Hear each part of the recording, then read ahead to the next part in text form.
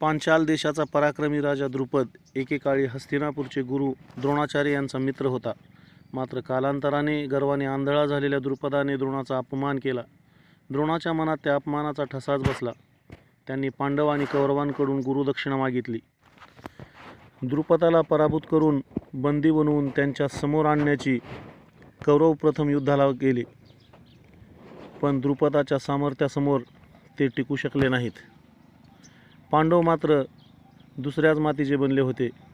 त्यांनी आपल्या युद्धकौशल्याने द्रुपदाला पराभूत करून द्रोणासमोर आणले. द्रोणांनी द्रुपदाचा अर्धा प्रदेश स्वतःच्या आधिपत्याखाली घेतला आणि उर्वरित राज्य हे त्यांनी द्रुपदाला परत दिले. द्रुपदाला मानहानीचा इतका मोठा धक्का बसला की त्याची प्रतिष्ठा पुन्हा मिळवण्यासाठी त्याने प्रतिशोधाचा निर्धार केला आणि तो आपले मन शांत करण्याचा प्रयत्न करू लागला.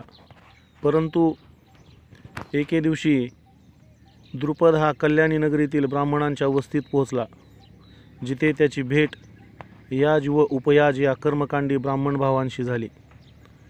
द्रुपद राजाने त्यांची सेवा करून त्यांना प्रसन्न करून घेतले आणि आपल्या अपमानाचा बदला घेण्यासाठी उपाय विचारला.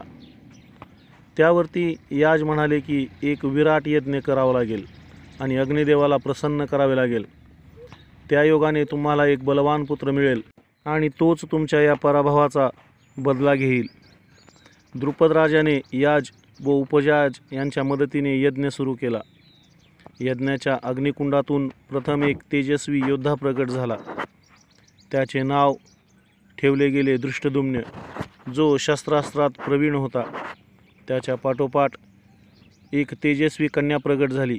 तिच्या जन्मासोबतच आकाशवाणीही झाली.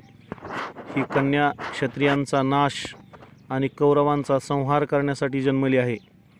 तिचे नाव ठेवले गेले कृष्णा. परंतु ती द्रुपदाची कन्या असल्याने द्रौपदी म्हणून ओळखली जाऊ लागली.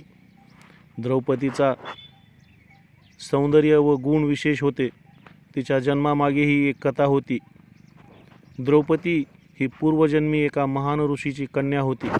रूप, गुण आणि सदाचाराने परिपूर्ण असूनही तिला योग्य पती मिळाला नाही आणि यातूनच उद्भवलेल्या दुःखाने ती उग्र तपश्चर्या करू लागली. तिच्या तपश्चर्येने भगवान शंकर प्रसन्न झाले. त्यांनी विचारले की वरदान माग. तिने 5 वेळा प्रार्थना केली, मला सर्व गुणसंपन्न पती हवा आहे. शंकर म्हणाले की तू 5 वेळा प्रार्थना केली आहेस, त्यामुळे तुला पुढच्या जन्मी 5 पती मिळतील. परंतु तिच्या मनात शंका होती, पण ती नियतीला शरण गेली. द्रुपद राजाने द्रौपदीसाठी स्वयंवर आयोजित केले आणि अट ठेवली की जो वीर वरती फिरत्या यंत्रातील छिद्रातून धनुष्यावर प्रत्यंचा चढवून लक्ष्यभेद करेल, त्याच्याशीच द्रौपदीचे लग्न होईल. राजवाड्यामध्ये अनेक पराक्रमी राजे जमले होते, परंतु ते धनुष्य चढवू शकले नाहीत. कर्णानेही त्याच्या बाणाची प्रत्यंचा चढवली, पण द्रौपदीने जाहीर केले की ती सूतपुत्राशी लग्न करणार नाही. त्यामुळे तो थांबला. अर्जुन ब्राह्मण वेशात तेथे हजर होता आणि त्याने सहजच लक्ष्यभेद केला. कृष्णाने मात्र त्याला ओळखले. पांडव ब्राह्मण असल्याचा समज झाल्याने राजांना हा अन्याय वाटला. अर्जुन व भीमाच्या रणकौशल्याने व कृष्णाच्या कूटनीतीने त्यांच्यातील तो वाद थांबला.